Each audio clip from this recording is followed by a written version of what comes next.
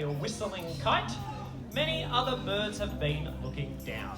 And they're all searching for their own opportunities to feed. And an emu egg like this here, it's going to be the ultimate prize for Australia's third largest hawk, known as the black-breasted buzzard. Everyone, this is Slammer.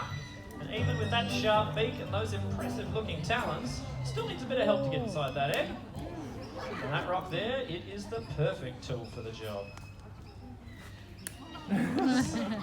Now, believe it or not, this behaviour we're witnessing, it's nothing we ever had to train Slammer to do. She actually hatched from her own egg with this knowledge already in her head. Whoa, short work today, Slam. Well done.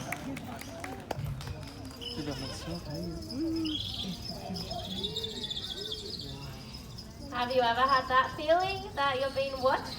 Owls are everywhere, and you might not see them in your backyard, but they're definitely going to see you in the country.